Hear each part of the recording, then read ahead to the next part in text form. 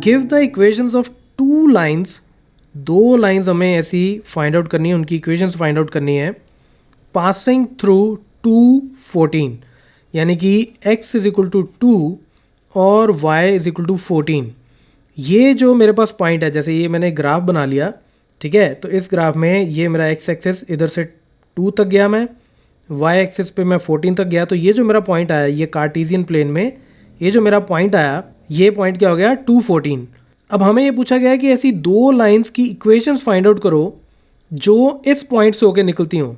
देखो, दो लाइंस की इक्वेशन का मतलब क्या है, मुझे लीनियर इक्वेशंस इन टू वेरिएबल्स ये मुझे फाइंड आउट करनी है, ठीक है। हमें पता है कि लाइन जो है, लाइन किसी भी एक लीनियर इक्वेशन का जब ग्राफ बनाते हैं तो वो एक लाइन बनती है, ठीक है। लीनियर इक्वेशन का जब आप ग्राफ बनाते हैं, जैसे ये एक्स एक्सिस, ये वाई एक्सिस, तो एक्स और वाई, यानी कि अगर मेरे पास एक इक्वेशन हो a x plus B Y plus C is equal to 0, इस तरह की फॉर्म की अगर मेरे पास कोई भी एक इक्वेशन हो, तो वो जो इक्वेशन है वो हमेशा एक लाइन बनाती है, राइट।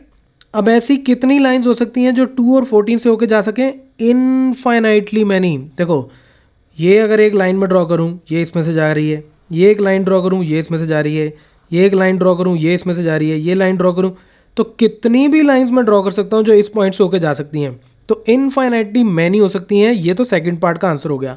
अब हमें ऐसी दो इक्वेशंस फाइंड आउट करनी है।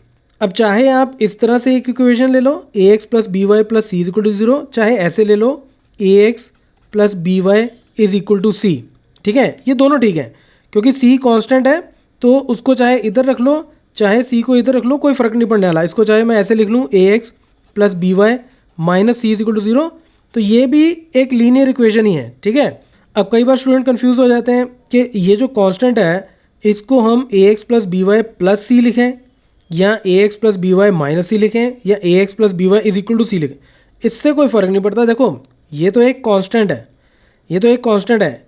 इसकी वैल्यू अगर मैं यहाँ मान लो इसकी वैल्यू 2 है, ऐसे ही ज्यूम कर लेते हैं कि इसकी वैल्यू कितनी है 2, ठीक है। तो जब मैं इसको माइनस सी लिखूंगा, अगर मैं माइनस सी लिखूंगा तो यहाँ पे इसकी वैल्यू -2 हो जाएगी।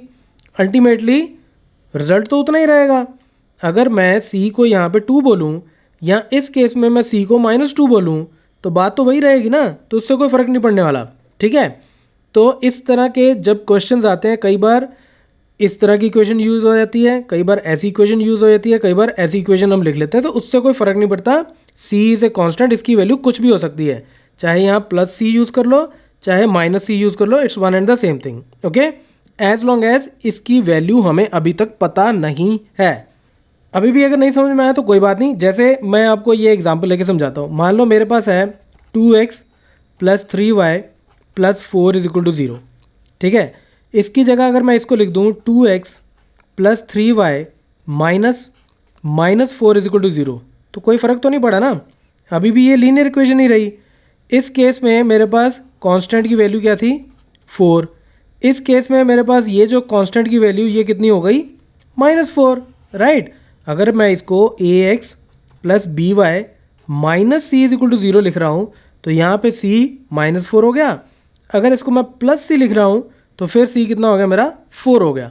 तो मैं सिर्फ आपको कॉम्बिनेशन समझा रहा हूँ कि ये ज़रूरी नहीं है कि हमेशा यहाँ पे प्लस हो, इसको हम कैसे भी लिख सकते हैं। अब इसको हम लिख क्यों रहे हैं, अब उसके ऊपर बात करते हैं। अब मैं एक लीनियर इक्वेशन अगर ले लूँ से a x plus B y is equal to c, इस फॉर्म की एक मैं लीनियर इक्वेशन ले लेता हूँ। अब मुझे ये पता है कि ये जो लीनियर इक्वेशन है ये 2 और 14 इसकी एक सोल्यूशन है, ठीक है। मुझे एक इक्वेशन निकालनी है जिसमें 2 और 14 उसका एक सोल्यूशन हो। तो ऐसे केसेस में हम क्या करते हैं कि ए और बी इनकी हम वैल्यू कुछ भी ले सकते हैं, कोई भी कॉम्बिनेशन ले सकते हैं। जैसे ए को 1 ले लो, बी को 1 ले लो, ए को 3 ले लो, बी को 5 ले लो, ए को 7 ले लो, बी को -4 ले लो। तो ए और बी आप कुछ भी लेते जाओ, एक्स और वाई 2 और 14 उसके अकॉर्डिंगली मुझे सी मिलता जाएगा, और फिर वो A B C X Y को मिला के मेरी जो इक्वेशन बनेगी वो हमेशा 2 और 14 से होके निकलेगी। हम इसको अभी प्रूव कर लेते हैं, हम यही ले लेते हैं, ठीक है। ए को 1 ले लेते हैं, बी को 1 ले लेते हैं, तो A1 B1 अगर मैं इसमें डालता हूँ तो ये कितना आ जाएगा मेरा, ए को 1 डालूंगा तो 1 इंटू एक्स कितना हो गया x, प्लस बी को 1 डालूंगा तो 1 इंटू वाई कितना हो गया y इज इक्वल टू सी। अब हमें पता है कि ये इक्वेशन जो है ये 2 और 14 इसका एक सोल्यूशन है, तो यानी कि x इज इक्वल टू 2 और y इज इक्वल टू 14 इसका सोल्यूशन है। तो x इज इक्वल टू 2 डालो इसमें, x2 y is equal to 14, तो इसमें 14 डाल देते हैं, इज इक्वल टू c, तो c कितना आ गया मेरे पास 16। तो अब c की वैल्यू 16, a की वैल्यू 1, b की वैल्यू 1 और x और y एज इज अगर मैं यूज़ करूं तो मेरी इक्वेशन क्या बन जाएगी, ये इक्वेशन मेरी बन जाएगी a1 तो 1 इंटू एक्स तो x रह गया, प्लस b1 तो b इंटू वाई y हो गया, इज इक्वल टू c, और c कितना है 16। तो ये मेरी एक इक्वेशन हो गई जो इस पॉइंट से होकर निकलेगी। चेक करके देख लो, इसमें x को 2 और y को 14 डालो तो 2 प्लस 14 कितना हो गया 16, यानी कि 16 is equal to 16 which is right. ठीक है, हम एक और निकालते हैं। चलो हम ये वाली वैल्यू ले लेते हैं, ठीक है, थोड़ी सी ट्रिकी है ये। a इज इक्वल टू 7 ले लेते हैं और b इज इक्वल टू ले लेते हैं -4। तो a इज इक्वल टू 7 और b इज इक्वल टू -4 सबसे पहले मैं यहाँ डालता हूँ, तो ये बन जाएगा 7x प्लस b -4 और y की जगह y is equal to c। हमें अल्टीमेटली करना क्या है, c की वैल्यू निकालनी है, तो ये हो गया 7x -4y is equal to c। अब हमें यह पता है कि ये इक्वेशन अगर 2 और 14 से होकर निकलती है तो 2 और 14 इसकी एक सोल्यूशन होंगे। तो यानी कि x इज इक्वल टू 2 अगर मैं इसमें डालता हूँ, 7 इंटू 2 -4 इंटू वाई 14 अगर मैं इसमें डालता हूँ, तो इसकी लेफ्ट हैंड साइड और राइट हैंड साइड आपस में बराबर हो जानी चाहिए, तो मुझे वहाँ से c की वैल्यू मिल जाएगी।